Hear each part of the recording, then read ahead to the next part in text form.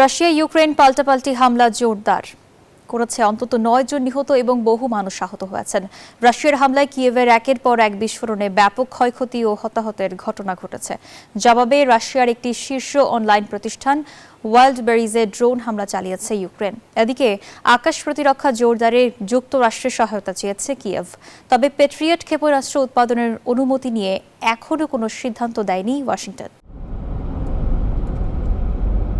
রাশিয়ার ক্ষেপণাস্ত্রের হামলায় কিয়েভের আকাশ ধোঁয়ায় আচ্ছন্ন। শহরের বিভিন্ন এলাকায় একের পর এক বিস্ফোরণে ব্যাপক ক্ষয়ক্ষতি ও হতাহতের ঘটনা ঘটেছে বলে জানিয়েছে কর্তৃপক্ষ।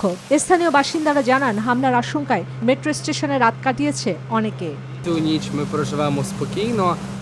এই দেশটিতে গণহত্যা চালাচ্ছে এবং ইউক্রেনীয় জনগণের বিরুদ্ধে যুদ্ধ করছে। এর লক্ষ্য হল আমাদের ধ্বংস করা এবং দুর্বল করে দেয়া, যাতে আমরা তাদের কাছে নত স্বীকার করি এবং আত্মসমর্পণ করি। কিন্তু এমনটা কখনোই ঘটবে না।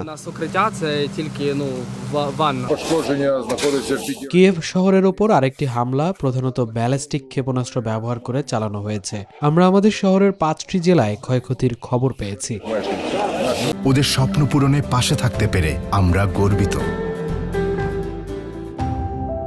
পাল্টা হামলা চালিয়েছে ইউক্রেনও। জেলেনস্কি বাহিনীর ড্রোন হামলায় রাশিয়া বৃহত্তম অনলাইন খুচরা বিক্রেতা প্রতিষ্ঠান ওয়াইল্ডবেরিজের ডজনেরও বেশি গুদাম ও লজিস্টিক সেন্টারে ক্ষতিগ্রস্ত হয়েছে। ইউক্রেনের দাবি, এই লজিস্টিক হাব এবং সাইটগুলো রাশিয়ার সামরিক বাহিনী ড্রোন ও অন্যান্য সরঞ্জাম সরবরাহের কাজে ব্যবহৃত হচ্ছিল। তবে প্রতিষ্ঠানটি ও ক্রেমলিন এই অভিযোগ অস্বীকার করেছে।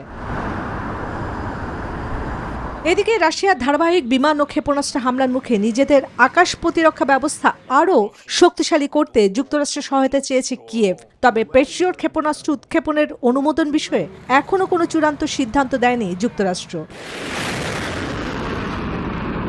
অন্যদিকে সাবেক প্রতিরক্ষা মন্ত্রী মিখাইলো ফেদোরভকে পুনঃবহালের দাবিতে কিয়েভের প্রেসিডেন্ট কার্যালয়ের সামনে কয়েক হাজার মানুষ বিক্ষোভ করেছেন। তাদের দাবি, প্রতিরক্ষা মন্ত্রী মিখাইলোর সময়ে প্রতিরক্ষা খাত সমৃদ্ধ ছিল।